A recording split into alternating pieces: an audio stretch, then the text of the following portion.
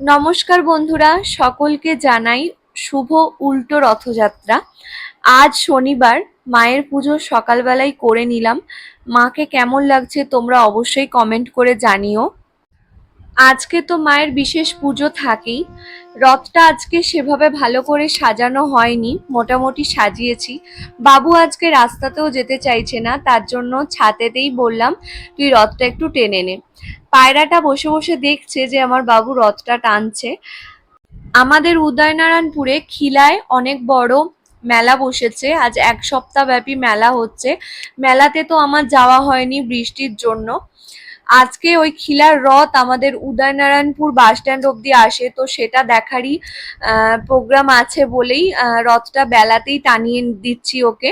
আর পায়রাটাও কিন্তু বসে বসে দেখছে যে রথটা টানা হচ্ছে, ও কিন্তু উড়েও যাচ্ছে না। আজকে ও একা পড়ে গেছে বলে আর রথটাকে বাইরে নিয়ে যেতে চাইছে না। আজকে আমার এসিটা সার্ভিস করানো হয়েছে, তাই বিছানাটা তুলে দিতে হয়েছিল, আবার নতুন করে পাতলাম। আর ও এখানে বালিশের ঘর বানিয়ে খেলছে। আমরাও কিন্তু ছোটবেলায় এভাবে বালিশের ঘর বানিয়ে ভেতরে পুতুল দিয়ে খেলতাম। এখানে জেঠু জিলিপি ভাজছে, জিলিপি নিয়ে দিদির বাড়ি যাব আর আমার বাবার বাড়িতে দিয়ে আসবো। বিকেলবেলা বেরিয়ে পড়েছি রথ দেখতে, আর এই যে আমাদের ইস্কনের রথ আসছে।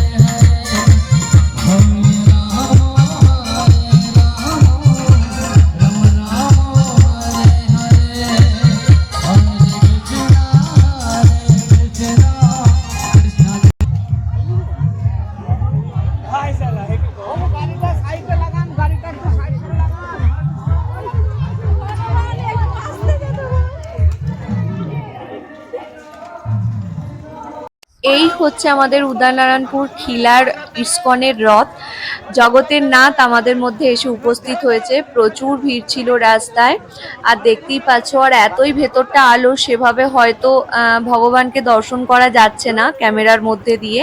তো সবাই বলো জয় জগন্নাথ। প্রচুর ভক্তের সমাগম ছিল। আর এই উল্টো রথের দিনেই রথটিকে উদয়নারায়ণপুর বাস স্ট্যান্ড অব্দি আনা হয়। দুপাশারই অজস্র লোক দাঁড়িয়ে থাকে এই আনন্দটা উপভোগ করার জন্য, তাই আমরাও একটু এই আনন্দটা নেয়ার জন্য সামিল হলাম।